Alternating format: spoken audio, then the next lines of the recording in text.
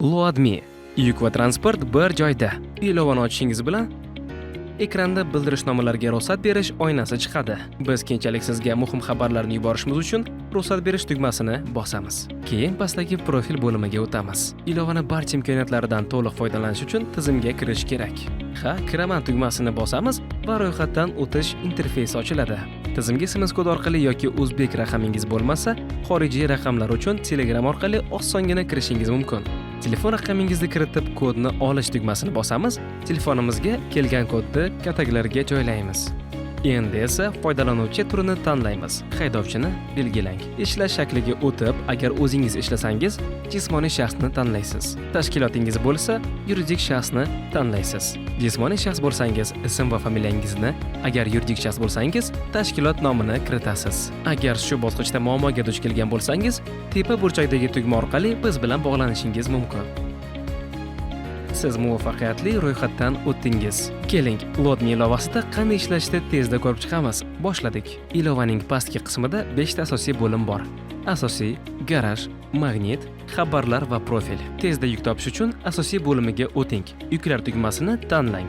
Qidiruvga bosib, qayerdan qayerga borishingizni va transport turini tanlab, qidiruvda bosing. Mos yuklar bir zumda chiqadi. Filtrlar orqali qidiruvda yanada aniqroq so'zlash ham mumkin. Ma'qul kelgan yuk kartasini oching. Pastdagi bog'lanish tugmasi orqali raqamni oling va yuk egasiga to'g'ridan to'g'ri qo'ng'iroq qiling. Endi esa transportimizni kiritamiz. Birinchi bo'limlardan garajga o'tamiz va o'z transportimizni qo'shamiz. Bu yerda yuk mashinamizning modelini kirgizamiz. Transport turini tanlaymiz va davlat raqamini kiritamiz. So'ngra yuk mashinasining maksimum yuk olish og'irligi hamda hajmini yozamiz.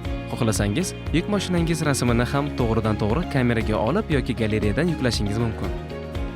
Barcha ma'lumotlarni kiritib bo'lib, saqlash tugmasini bosamiz. Transportimiz tayyor. Agar siz yuridik shaxs bo'lsangiz va sizda bir nechta transport bo'lsa, boshqa mashinangizni qo'shishingiz mumkin. Yuklar sizni o'zi topishini xohlaysizmi? Unda magnit funksiyasini ishga tushiring. Buning uchun pastdagi magnit tugmasini bosing. Qayerdan qayerga yuk olib bormoqchi bo'lgan manzilingizni belgilang. Sizdan yukkacha bo'lgan masofa radiusini tanlang va biz qo'shgan transportni belgilang. Yana ham ko'proq ma'lumot berish uchun pastdagi ko'proq bo'limiga o'tib, yuk turi to'liq yoki to'g'rizligini belgilang.